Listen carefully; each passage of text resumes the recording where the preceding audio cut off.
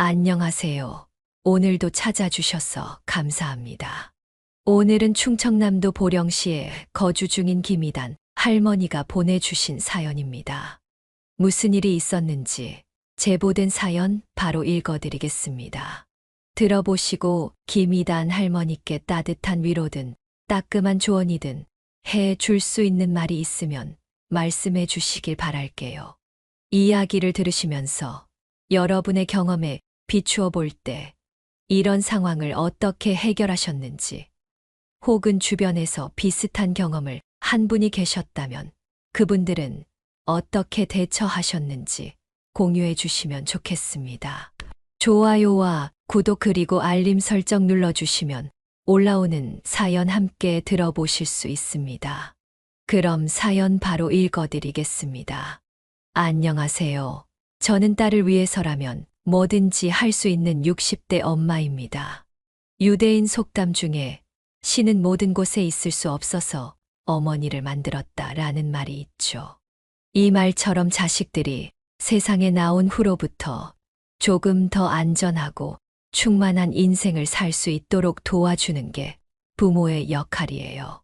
그 중에서도 어머니라는 존재는 참 특별한 것 같아요. 물론 어머니도 완벽한 존재는 아니죠. 어머니도 이전에는 누군가의 자식이었고, 자식을 낳고 나서야 부모라는 역할을 얻게 되는 거니까요. 그래서 실수도 할 수 있고, 과도기를 거치면서 자식을 한 사람으로서 제 몫을 해낼 수 있도록 도와주는 겁니다. 하지만 부모는 은퇴나 휴식이 없는 직업이자 만기 없는 무한적금이라는 말이 있잖아요. 아무리 자식이 크고 사회적으로 자리 잡아도 부모 눈에 자식은 여전히 첫걸음말을 떼던 어린애와 같을 거예요. 제가 젊어서부터 안 해본 일 없이 살아온 이유는 오직 하나, 바로 소중한 제 딸 때문이었어요. 아버지의 빈자리를 한순간도 느끼지 않게 해주고 싶어서 그 빈자리를 채우기 위해 무던히 노력했습니다. 딸은 본인 뜻으로 대학 진학도 포기하고 바로 일을 시작했어요. 괜히 미안한 마음도 있고 걱정이 되기도 했지만 딸이 절 닮아서 그런지 성실하게 일했고 돈도 많이 저축했어요. 제 걱정은 모두 뒤로 한 채 30살이 되기 전 모은 돈으로 대천의 닭발집을 열어 어엿한 식당 주인이 된 딸을 보면서 이제 제 일은 끝났다고 생각했어요. 하지만 딸이 오랫동안 혼자라는 게 아무래도 신경이 쓰였죠. 처음엔 엄마가 혼자 있으니 딸이 짝을 만들기 싫은가 싶었는데 딸은 그저 일이 바빠서 다른데 눈 돌릴 틈이 없다고 하더군요. 그러던 어느 날 예전에 일적으로 만나서 친해진 친구를 만났는데 그 친구가 제게 이런 말을 하는 겁니다. 우리 상훈이 봤잖아. 내 아들이지만 훤칠하니 괜찮지. 상훈이가 멀끔한 청년인데 설애보다 1살 많을 뿐이야. 괜찮지 않아?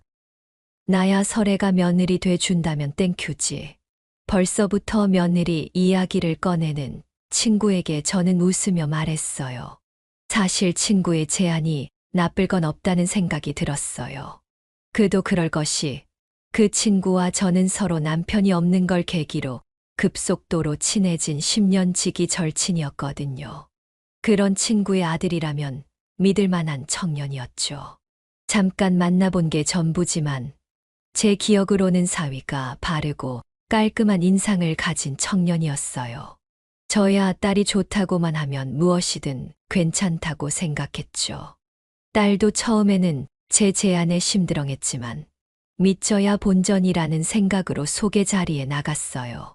그렇게 몇 번 만나더니 어느새 힘들어하던 모습은 사라지고 늦게 시작한 연애에 무섭게 빠져들더군요. 딸이 행복해하는 모습을 보니 저까지도 행복해졌어요. 친구의 말이 씨가 된 걸까요? 둘은 진지하게 만나기 시작했고 연애한 지 1년이 되어갈 때쯤에는 결혼이 거의 기정사실이 됐어요.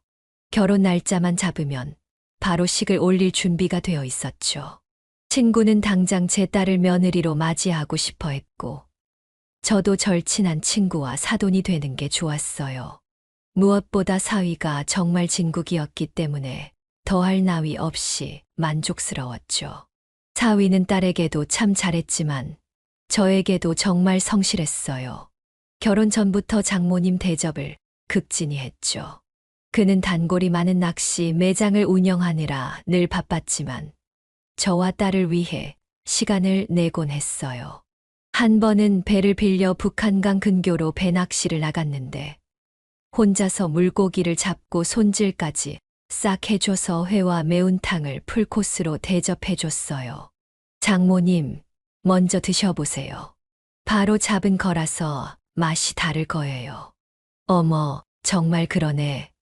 너무 쫀득쫀득하고, 아유, 오늘 이 맛은 못 잊을 것 같아.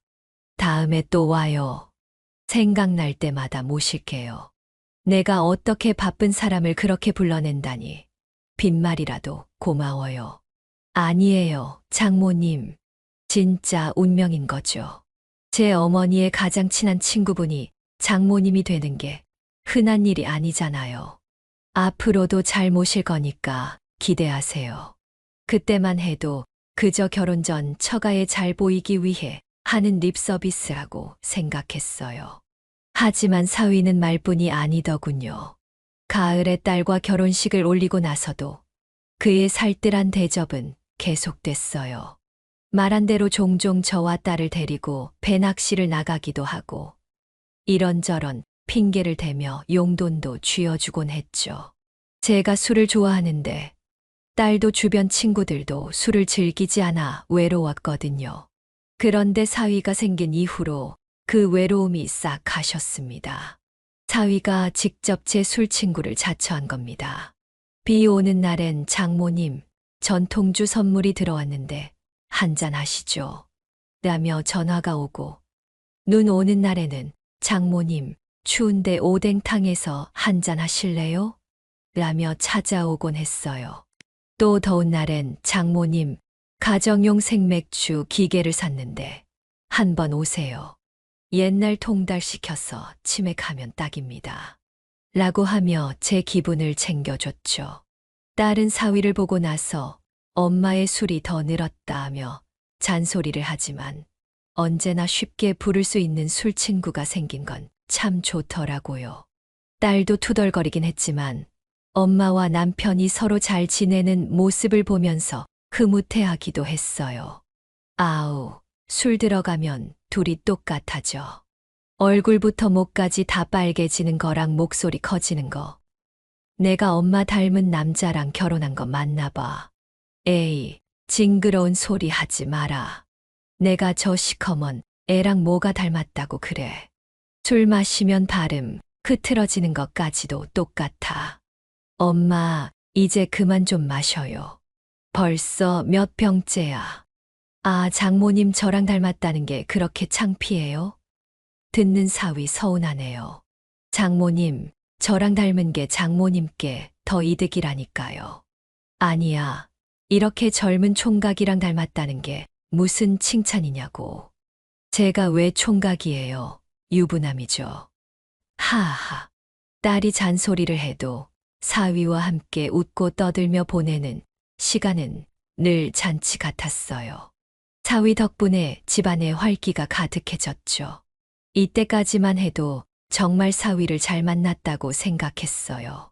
즐거운 시간은 참 빠르게 지나가잖아요. 문제 없이 순탄하게 지나가는 시간은 그 소중함을 깨닫기도 전에 순식간에 흘러가더라고요. 그러던 어느 날 딸과 사위 사이에 아들이 태어났고 저도 처음으로 할머니가 되었어요. 그렇게 태어난 손주는 벌써 9살이 되었네요. 딸의 눈을 쏙 빼닮은 손주를 만나 장난감을 사주고 맛있는 걸 먹이면서 보내는 시간이 제 삶의 큰 즐거움이었습니다.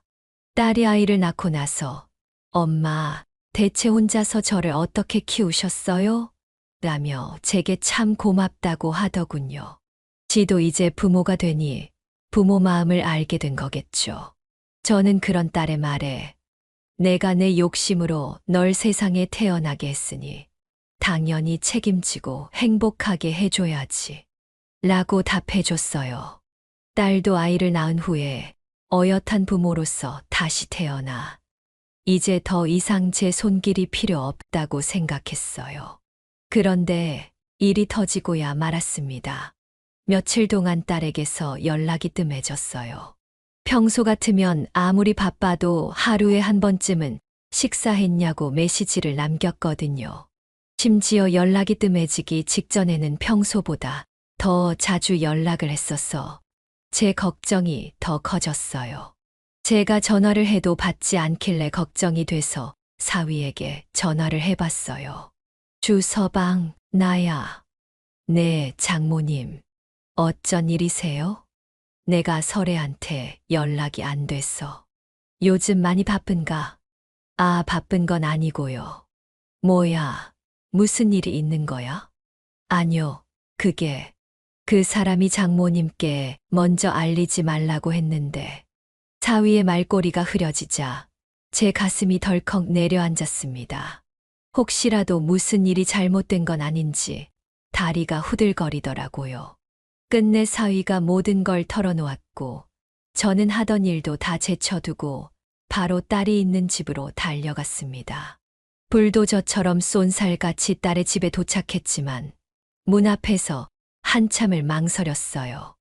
마주하기 두려운 진실을 눈으로 확인할 용기가 나지 않았던 거죠. 바들바들 떨리는 손으로 초인종을 누르자 딸이 놀란 눈으로 저를 마중 나왔어요. 엄마, 어떻게 왔어요?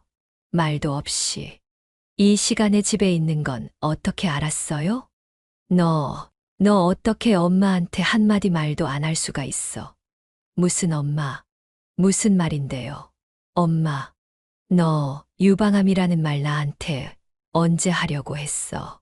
그렇습니다. 사위는 전화로 딸이 병원에서 유방암 진단을 받았다는 사실을 제게 말해준 거였어요.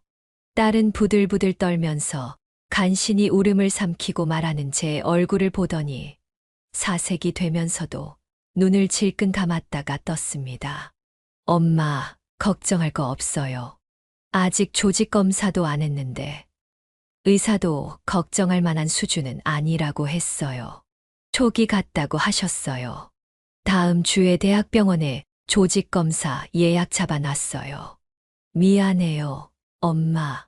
조직검사 결과 나오고 나서 말하려고 했어요. 어떻게 이걸 남의 입을 통해서 알게 해?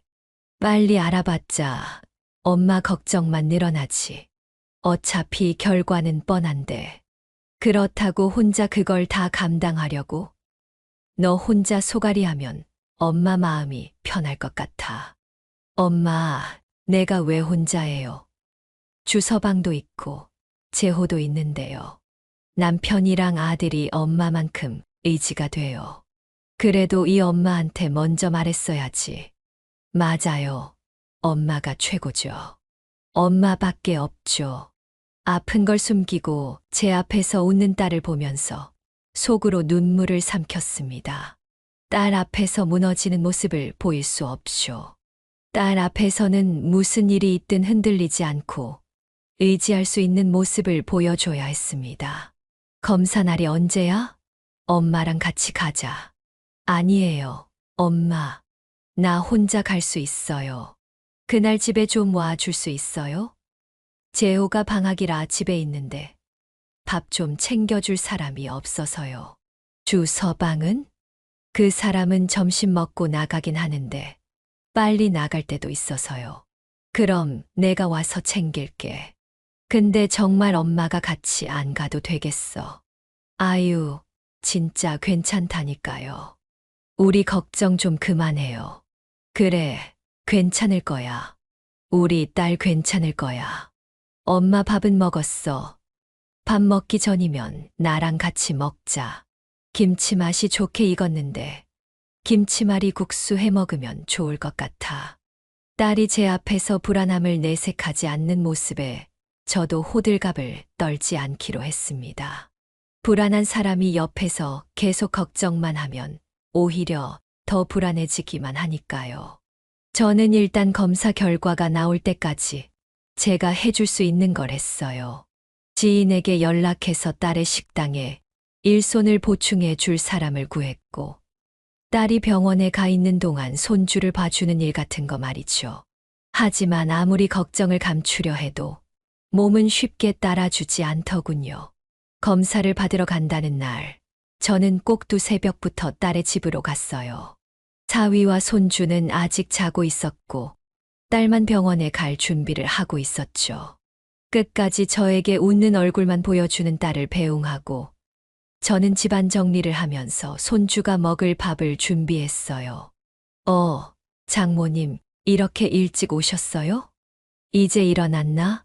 아무래도 내가 걱정이 돼서 병원 가기 전에 얼굴 한번 보러 왔지. 저도 일찍 일어나서 병원까지 데려다 주려고 했는데 그 사람이 좀처럼 말을 안 듣네요. 한사코 거절하고 뭐든 혼자서 하는 게 버릇이 돼서 그래. 가서 조심하게 다녀오게나. 자네도 밥 먹고 나가야지. 제가 준비한 밥을 먹고 사위는 출근했고 손주와 저만 집에 남게 되었어요. 뭘 해도 계속 딸 생각만 나더군요. 설거지를 하면서도 지금 무슨 검사를 하고 있을지, 아프지는 않을지 하는 걱정에 속이 답답해졌어요. 그런 생각을 잊으려고 더 바쁘게 움직였죠. 재호야, 간식 안 먹을래? 냉장고에 롤케이크 있네. 먹을래요. 손주도 엄마가 아픈 걸 눈치챘는지 어째 힘이 없어 보이는 게 아니겠어요. 소파에 앉아서 그저 스마트폰만 들여다보길래 저는 곁에 앉아 말을 걸었죠. 재호도 요즘 핸드폰 많이 하네. 근데 핸드폰 너무 많이 하면 눈 나빠져. 숙제하면서 동영상 볼 때만 가끔 보는 게 좋지. 할머니, 암은 마음이 아프면 걸리는 병인 거 아세요? 손주의 말에 깜짝 놀랐어요.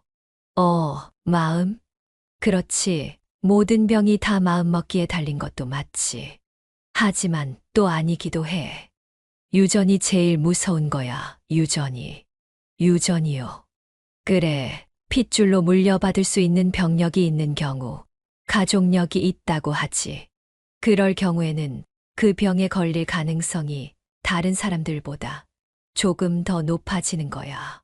그럼 엄마도 가족력이 있어서 암에 걸린 거예요? 재호야, 너 엄마가 암이라는 거 어디서 들었니? 엄마가 아빠랑 얘기하는 거 들었어요. 순간 가슴이 철렁했어요. 그래, 그래서 알고 있었구나.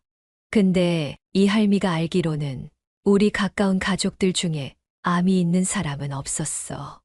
그러니까 엄마는 가족력 때문에 암에 걸린 건 아닌 것 같아. 재호야, 걱정하지 마. 요즘은 기술도 좋고 약도 좋아서 병원에서 치료만 잘 받으면 다 나을 수 있으니까. 알았지? 그러니까 할미랑 재호랑 같이 엄마가 나을 때까지 옆에서 보살펴 주자. 그때 손주가 울먹거리며 뜬금없는 소리를 하는 게 아니겠어요. 손주가 핸드폰으로 뭘 보고 저런 소리를 하는지 궁금했지만 어린 손자의 얼굴이 어딘가 어두워 보이고 진지했기에 그냥 넘어갈 수가 없었어요. 저는 조심스럽게 손주에게 물었고 손주는 뒷골이 울릴 정도로 충격적인 사실을 제게 알려줬습니다. 엄마, 아빠 때문에 암에 걸린 거예요. 아빠가 엄마를 아프게 해서. 재호야, 그게 무슨 소리야? 아빠가 왜 엄마를 아프게 해? 아빠가 무슨 짓을 했는데? 엄마랑 아빠 매일 싸워요. 엄마는 매일 울고 아빠는 신경질 내고 소리 지르고 이제 저랑도 놀아주지 않아요. 아침에 나가면 저녁에 들어오고 아니면 아예 안 들어올 때도 많아요. 아니, 엄마랑 아빠가 왜 싸우는데? 아빠가 외박하고 늦게 들어와서 그래? 아니에요, 할머니.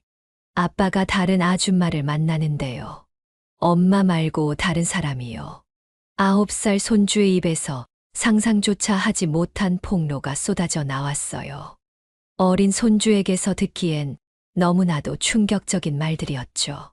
재호야, 너 그거 누구한테 들었어? 누가 그런 말을 했어. 엄마랑 아빠랑 싸우면 매일 그 소리만 해요. 엄마랑 아빠는 제가 자는 줄 아는데 매일 싸우는 고함 소리에 잠에서 깨요. 그래서 거실로 나오면 안방에서 엄마 우는 소리가 들리고 아빠가 매일 엄마를 그렇게 울려서 엄마가 아픈 거예요. 손주의 말을 들으면서 제 마음이 서서히 무너지는 것 같았어요. 재호야, 엄마랑 아빠랑 대체 무슨 소리를 했길래. 손주는 주저하다가 제게 핸드폰을 내밀었어요. 이거 저번에 안방 앞에서 제가 녹음했어요. 엄마랑 아빠가 싸우는 소리. 이렇게 어린아이가 싸움 소리를 녹음할 정도로 대화 내용이 심각했던 걸까요? 그 녹음을 듣기가 망설여졌지만 홀린 듯이 재생 버튼을 눌렀습니다. 그리고 익숙한 목소리들이 싸우는 소리가 재생되면서 제 안에서 뭔가 새빨갛게 물들어가는 것을 느꼈습니다. 목소리 좀 줄여. 재호가 듣겠어. 네가 내 속 긁지만 않으면 내가 목소리 높일 일도 없어. 너 오늘 또 어디 갔다 왔어? 또 그 여자 만나고 왔지? 알면서 뭘 묻냐? 허구한 날 묻는 거 지겹지도 않냐? 정말 이럴 거야? 제발 좀 그만하라니까. 언제까지 이럴 건데 정말 헤어지자는 거야. 그래, 네가 이혼해 줄 때까지 이럴 거다. 이런 꼴 보기 싫으면 이혼해. 나도 마음 편하게 지내고 싶어. 정말 돌아버렸구나. 본능에 눈이 멀어서 완전히 맛이 갔어. 그 여자 하나 때문에 당신 아내랑 자식 다 버린다고. 그래, 그러니까 제발 나 좀 놔줘라. 당신 정말 재호 생각은 눈곱만큼도 안 해. 어떻게 이래? 나는 그렇다 쳐. 근데 재호가 무슨 죄야? 재호도 부모가 이렇게 지지부진한 거 원하지 않을걸. 그냥 갈라서는 게 평화롭게 끝나는 거야. 내가 누구 좋으라고 이혼해줘. 당신이랑 그 여자랑 눈치 안 보고 행복하게 살라고. 어림도 없어. 먼저 바람난 놈이 이혼 요구할 권리도 없어. 뭐, 너 지금 말 다 했냐? 그 뒤로는 뭔가 집어던지는 소리와 깨지는 소리가 들렸고, 그 소리를 듣는 제 가슴 속에서도 뭔가가 쨍그랑하고 깨지는 것만 같았습니다. 재호야, 혹시 아빠가 엄마 때린 적이 있어? 제 물음에 손주는 그저 달동 같은 눈물만 뚝뚝 흘리며 대답 대신 울기만 했습니다. 그 눈물이 대신 모든 것을 말해 주었죠. 힘들게 키운 딸이 사위의 외도와 폭언, 심지어 폭력까지 당하면서 살고 있었다니. 그리고 그 사실을 몰랐다는 죄책감에 머리가 하얗게 변하는 것 같았어요. 이런 일을 겪으면서도 제 앞에서는 그저 장모님, 장모님 하며 사람 좋은 척했던 그 놈이 가증스럽게 느껴졌죠. 오늘 아침에도 제가 지은 밥으로 배를 채우고 나간 놈이 제 소중한 딸을 그렇게 함부로 대하고 있었다니 눈앞이 핑 돌았습니다. 그런 폭언을 들으면서도 어떻게든 사위의 마음을 돌리려는 딸의 목소리에 한 번 더 억장이 무너졌어요. 그제서야 딸의 연락이 뜸해지고 전에 제게 했던 말들이 떠올랐습니다. 그건 모두 전조 증상이었어요. 그때 딸은 종종 새벽마다 제게 전화를 하곤 했죠. 새벽잠이 없는 제가 전화를 받으면 딸은 힘없는 목소리로 말했어요. 엄마, 아빠는 어땠어요? 아빠는 좋은 남편이었어. 예고 없이 오밤중에 전화해서 무슨 말이야? 그냥 궁금해서 우리 아빠는 어땠냐니까요? 그 시대 사람이었어. 특별할 것도 없었고 딸이 아빠 얘기를 꺼내지도 않던 애가 갑자기 이런 질문을 하니 이상한 생각이 들었죠. 그럴 때마다 무슨 일이 있냐고 물어도 딸은 없다고 그냥 일이 힘들다고만 할 뿐이었어요. 엄마, 난 엄마밖에 없어. 내 편은 엄마뿐이야. 주 서방 있잖아. 아냐, 날 진짜 사랑하는 건 우리 엄마뿐이에요. 엄마, 나 엄마 너무 사랑해. 알죠. 엄마도 네 마음 다 알지. 그래, 다 알지. 엄마 말고 누가 알겠니? 엄마는 내가 뭘 하든 어떤 모습이든 늘 사랑할 거죠. 그럼 네가 바퀴벌레 모습이 된다 해도 사랑할 거다. 이제 됐니? 우리 엄마 너무 웃겨요. 엄마 진짜 사랑해요. 나 엄마 때문에 살아요. 이 모든 말들이 딸이 제게 도움을 요청하는 거였다는 생각에 심장이 찢어지듯 아려왔어요. 딸의 애교와 투정 모두 그게 딸이 제게 보내는 구원 요청이었던 거죠. 옆에 있는 손주 때문에 그 자리에서 핸드폰을 내던지며 쌍욕을 퍼부을 순 없었지만 저는 다짐했어요. 내 딸이 내 손주가 당한 만큼 그 빌어먹을 놈에게 똑같이 되갚아 주겠다고요. 복수를 다짐한 어머니에게는 더 무서울 것도 없었죠. 저는 일단 손주에게 말했어요.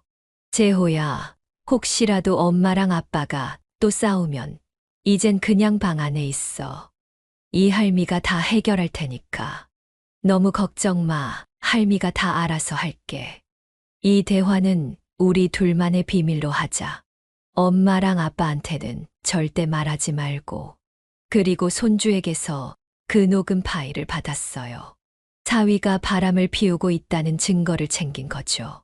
초저녁이 다 돼서 검사를 마치고 돌아온 딸에게는 따로 아무 말도 하지 않았습니다. 지금은 그저 치료에만 전념할 수 있게 해주고 싶었어요. 하지만 당장 사위가 찍소리도 못하게끔 하기 위해 일단 사람을 구해 사위의 뒤를 밟았죠. 그리고 사위의 확실한 바람 현장을 잡은 증거들을 모았습니다. 그리고 저는 그저 사위 하나만 괴롭게 하고 끝내지 않겠다고 다짐했어요. 주변 사람들까지, 아니, 사위가 얼굴을 들고 다니지 못하게 만들어 주고 싶었죠. 일단 사돈, 아니, 제 절친한 친구를 먼저 손봐야겠다고 마음먹었어요. 본인의 아들이 바람을 피우고 아내에게 폭력까지 휘둘렀다는 걸 반드시 알려줘야 했습니다. 그래서 하루날을 잡고 모든 걸 한 번에 해치우기로 결심했어요. 그날 바로 친구가 운영하는 식당으로 갔습니다. 사돈, 여기 웬일이야? 미리 말하지 그랬어. 밥은 먹었어. 뭐라도 마실래? 밥 먹으러 온 게 아니야. 네 아들 새끼가 인간 말종인 거 알려주러 왔어. 뭐, 지금 그게 무슨 소리야? 인간 말종. 지금 말 다 했어. 화를 내며 열을 올리는 친구에게 저는 차분히 사진 뭉치를 집어던졌습니다. 의뢰해서 받은 사위의 외도 현장이 찍힌 사진들이었어요. 아들이 외간 여자와 손잡고 팔짱 끼고 여기저기 돌아다니며 낄낄대는 모습을 눈으로 확인하라고요. 식당 바닥에 깔린 수십 장의 사진에 식당에 있던 손님들은 물론이고 직원들까지 수군거리기 시작했어요. 이게 다 뭐야? 이게 상훈이야? 설의 엄마, 난 몰랐어. 상훈이가 이러고 다닐 줄은. 아무리 자식 속을 모른다지만 어떻게 이딴 놈을 내 딸에게 소개시켜 줄 수가 있어. 내가 이럴 줄 알았나? 내가 뭘 어떻게 알고. 바람둥이는 태생부터 그런 거라는 말이 있잖아. 아무리 자식을 몰라도 그렇지. 자식 새끼 본체를 꿰뚫어 보지 못한 게 자랑이냐고. 친구의 얼굴이 새빨갛게 변하며 당황하는 모습에 저는 말했습니다. 설의 엄마, 내가 상훈이 만나서 잘 말해볼게. 내가 아는 사이가 된 자, 이제 20년이잖아. 내가 정말 우리 인연을 생각해서라도 참고 또 참고 싶었지만 내 딸 일이니까 도저히 그냥 넘어갈 수가 없어.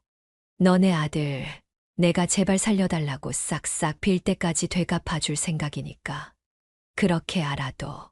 친구는 절망적인 표정으로 저를 붙잡으려 했지만 저는 그를 무시하고 다음 순서로 넘어갔어요. 친한 동네 지인들과 시장에서 함께 일하며 오랜 시간을 보낸 사람들을 총동원해 사위의 낚시터 앞으로 모았죠. 이 지인들은 모두 설애가 어릴 때부터 알고 지낸 사이였기 때문에 자기 일처럼 나서 주었어요. 설애 엄마 왔어. 우리 대장이 오셨네. 여기 우리 팻말 다 챙겨왔어.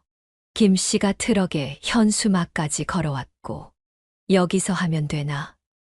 더 가까이 안 가도 되겠어. 자, 다들 하나씩 들어. 확성기 가져온 사람 누구야? 여기다가 설치해. 근데 이거 언제까지 하는 거야? 경찰이 들어올 때까지 해야지.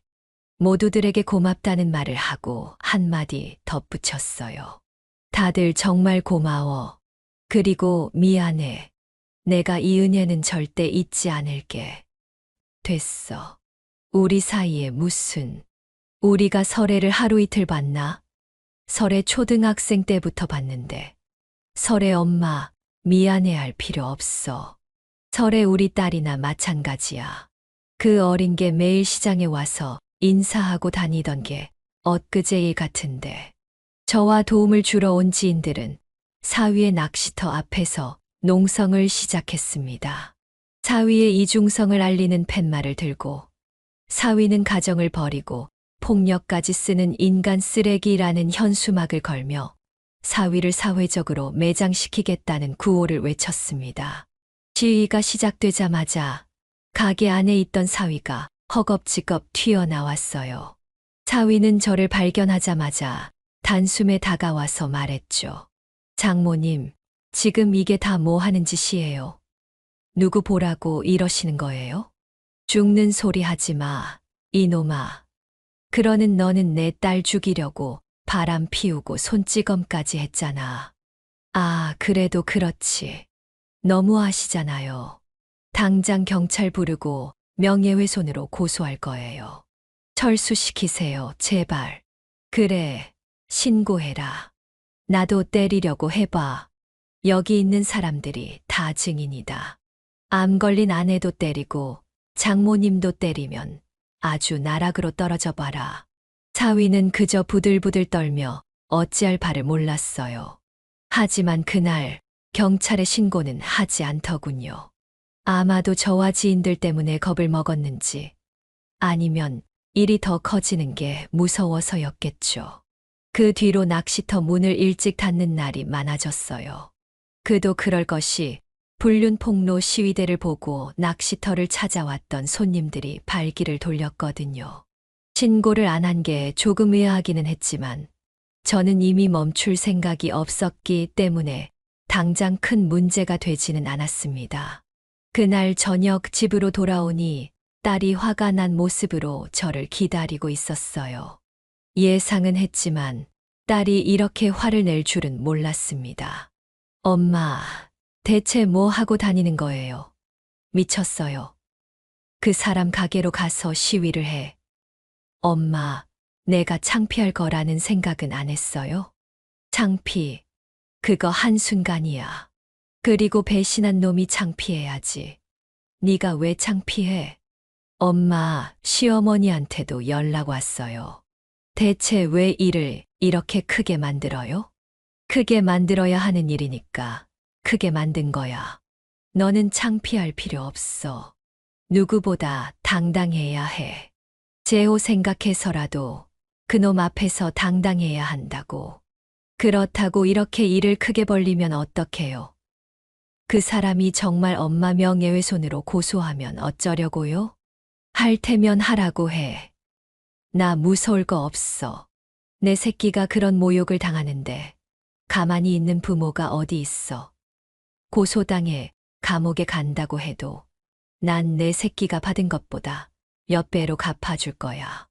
너는 병원 다니고 제호만 돌봐. 나머진 엄마가 다 알아서 할 거야.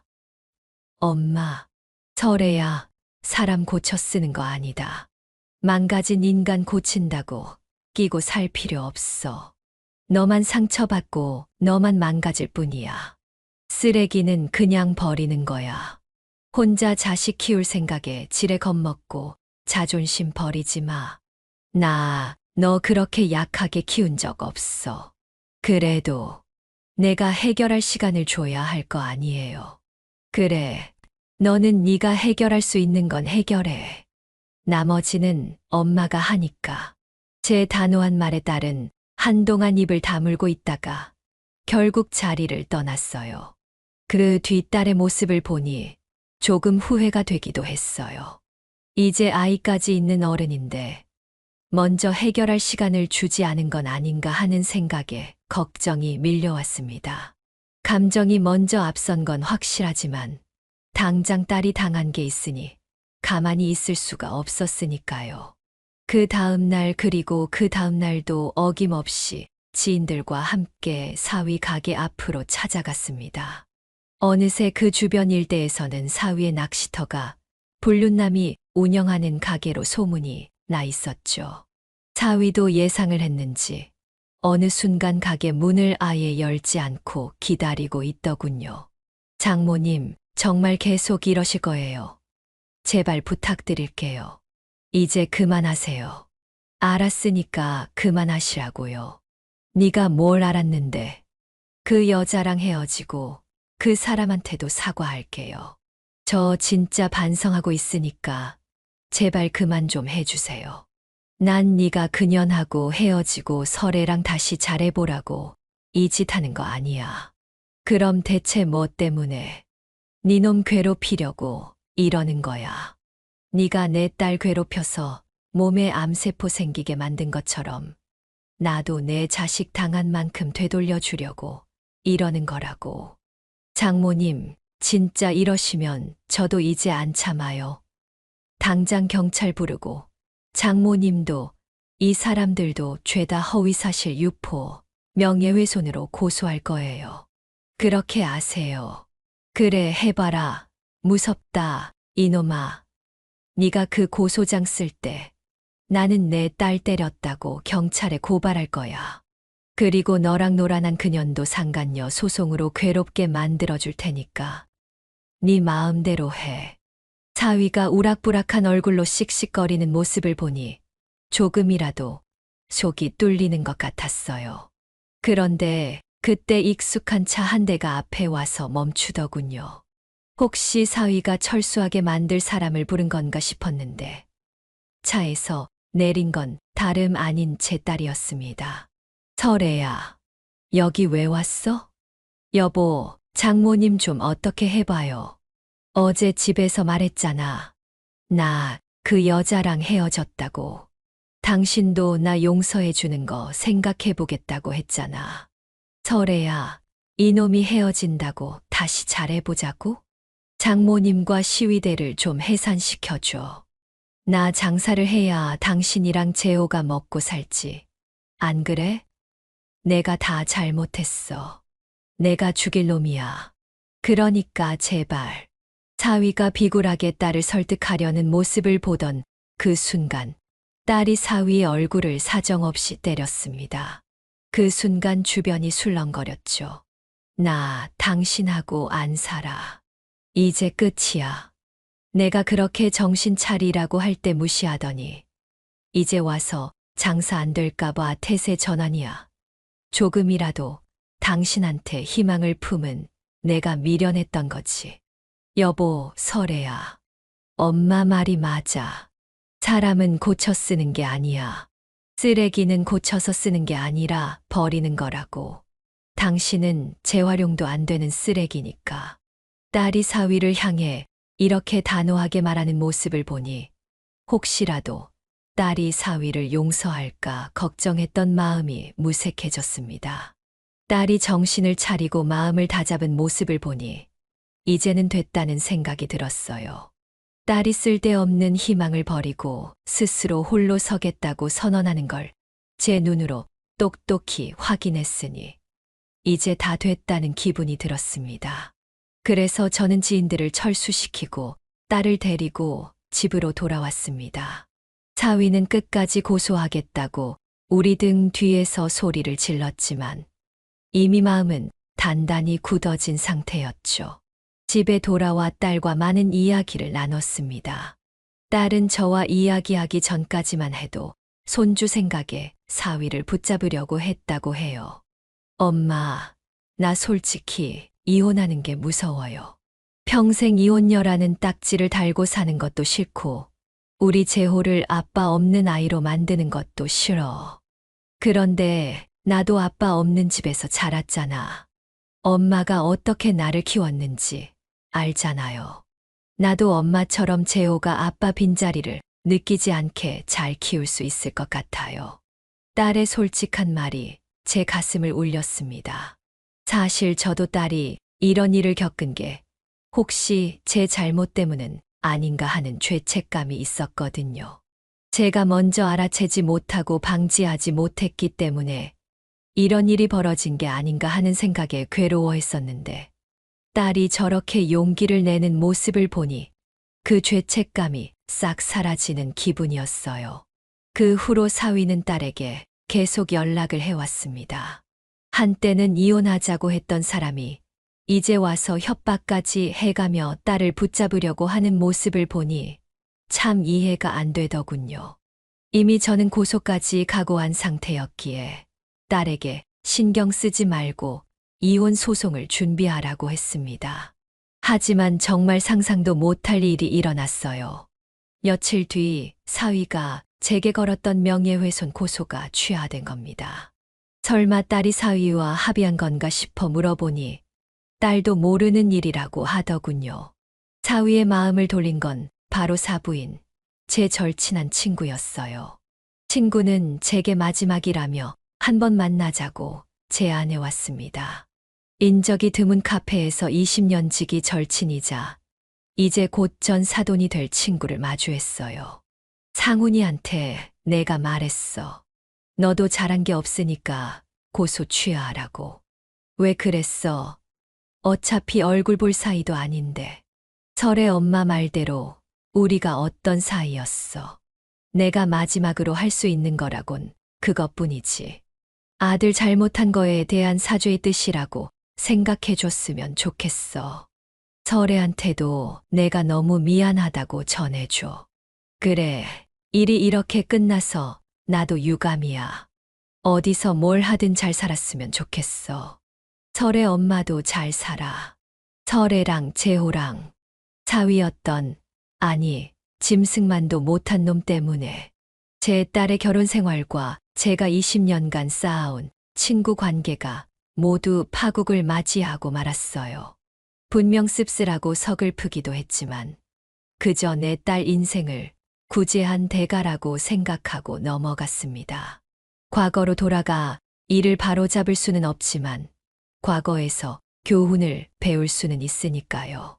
제 친구에게서 무슨 말을 들은 건지 사위는 위자료와 함께 합의 이혼을 제시해 왔습니다. 딸은 단독 양육권을 대가로 그 합의를 받아들였고 결국 사위와 합의 이혼을 하게 되었어요. 하지만 상간녀 소송은 진행했죠. 알고 보니 사위와 바람이 난 여자는 사위의 낚시터에서 멀지 않은 곳에 호프집을 운영하던 사람이었어요. 그러니 제가 벌였던 시위도 모두 지켜보고 있었겠죠. 그 여자는 본인 가게를 지키기 위해 합의 의사를 밝혀왔고 딸은 많지 않은 위자료를 받고 합의를 해줬습니다.